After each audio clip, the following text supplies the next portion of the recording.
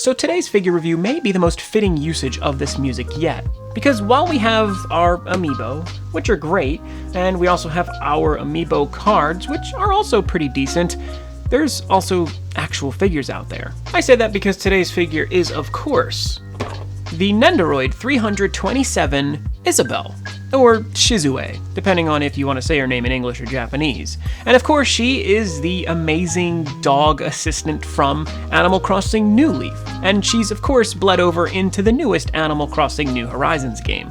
This character is wonderful, and she truly did set the internet ablaze when this game came out. Isabelle is an adorable character, and while there's a lot of cute plushes and these little amiibos are a great way to kind of satiate your hunger for a figure, well, we wanted something real. And we indeed got that with this Isabelle Nendoroid, because it's spectacular. Just looking at the box alone, we can already see such an amazing little display of this cute little dog here. With this window here, we see a great clear shot of her looking amazing and all of these different little accessories, as well as a great little shot of her in the corner. The box is plain, but really nice. There's branding on it for Good Smile, as well as the Butsu no Mori, as well as even Nintendo holographic sticker. That's premium right there. The top shows a rather happy and blissful Isabelle with some music notes aside her. It also tells us that the sculptor is Matsuzawa Yuta. The side has a little window with her name, as well as two different shots of her in other poses. The other side is very similar in that it shows two more poses, as well as her name again in the negative space of the window. Now the back has recycled a lot of these poses into a nice display of the many ways that you can display this figure, as well as this cute little note at the top that says, cute to look at, fun to play with,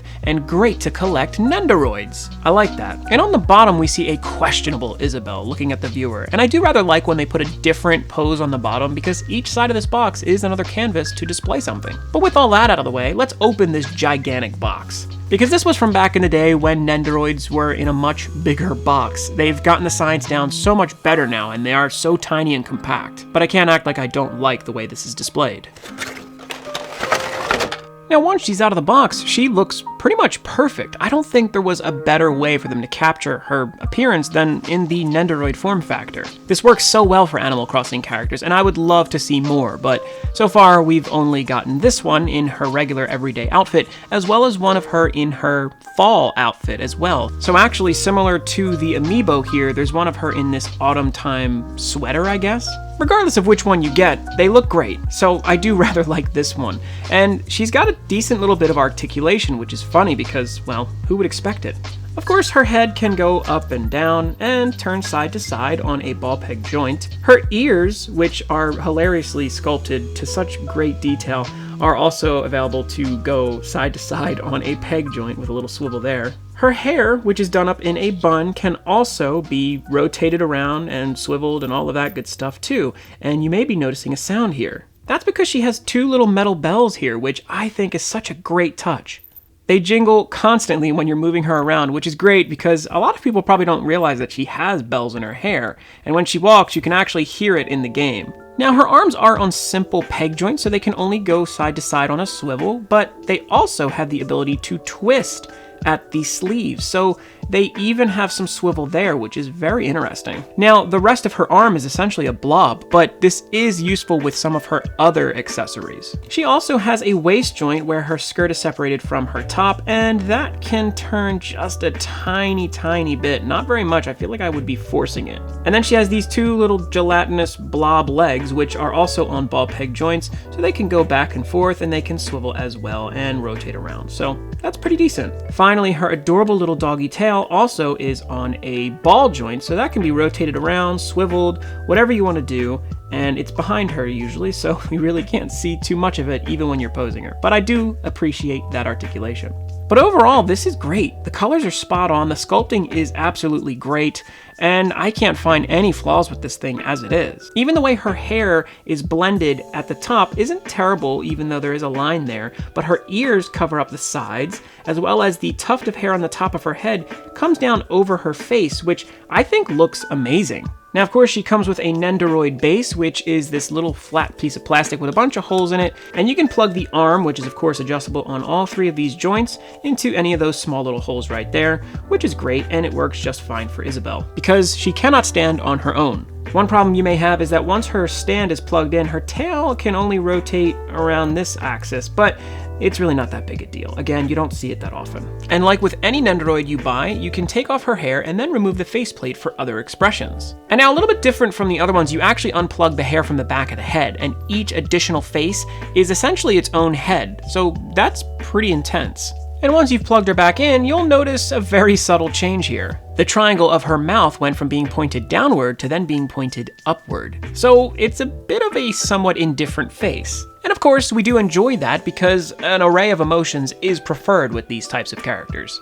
Isabelle is full of emotion, and that's why her next face is even better. And there we have her third and final face, a rather happy smile. You can even see the silly little tooth in the middle of her mouth. This one's perfect because it actually goes along well with some of her other accessories. So let's go over that. Now the stand here is important for more than one reason, because while it can also hold Isabelle, it can also be used to further accessorize her. You may or may not have seen these in other Nendoroid releases, but these tiny little invisible arms are also used to plug into these bases. But once they're plugged in, of course, something has to be attached to that other end. One of the things that you can attach to this is, of course, this cute little music note, as we saw on the packaging. This can be accompanied by another one of these music notes, which just really shows how happy the person is on this base. And these could be used with any of your Nendoroids, really, not just Isabelle.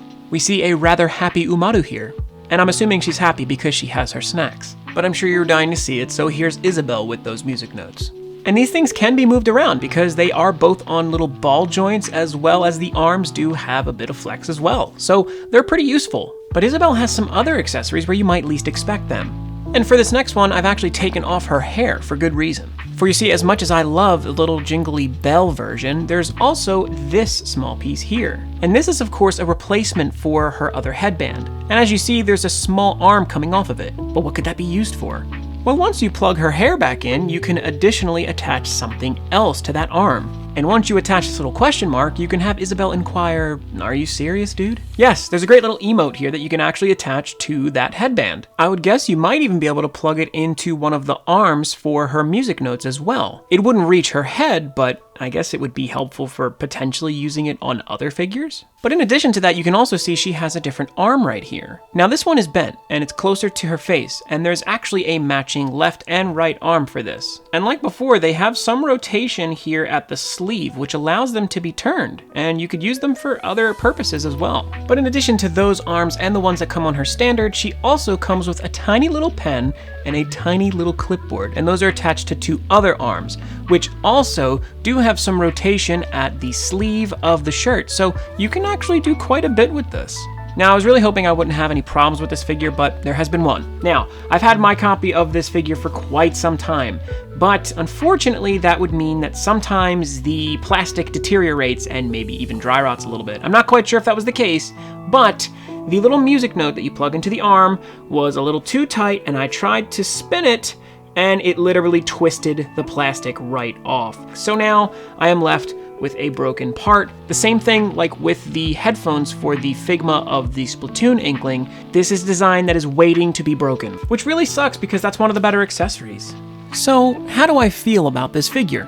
I rather like it. I've had this one for quite some time. I initially bought it when it first came out. I actually got one of the first runs. I've kept it all the way until now because of how much I really do like Isabelle, and I love Animal Crossing. Despite it having a problem with that one part, I do think this is overall a pretty complete package, and it's rather nice. The only real con I could say with this figure is that it's not that easy to pose. There's only so much you can do with it, and it is a bit limited to how much you can actually move its arms and legs. So with that, don't expect to get this thing into too many dynamic poses, but I would say on your television stand or on a shelf or even on your desk, this figure would look just fine. And I think that's where the Nendoroid line excels the best. These are great figures to just kind of put somewhere, they're not too expensive, and ultimately, they look pretty pleasing. If you got Isabelle when she first came out, she was something like $40. Maybe $35 to $40, I would say, which is a fair price for this figure. And of course, if you get the other Isabelle figure, you have even more accessories to play with. But the Nendoroid line has plenty of accessories regardless, additionally for these different kits, so the possibilities are plentiful. All in all, I will give the Nendoroid of Shizue or Isabelle a solid 9 out of 10. There's really not much I dislike here. I did have a problem with the one accessory, but that was mostly my fault. I think it could have been engineered better, and sure, they could have given you more effect parts, but for what it is, this was great for $40. But what do you think? Do you like Isabelle? Are you playing Animal Crossing? Who's your favorite villager? Why don't you drop a comment below and let me know, and like the video if you did indeed like it. I'm going to link a video on screen, so even if you've seen it, make sure to click it because it does help the channel. Thank you so much for watching, have an amazing weekend, and keep on collecting.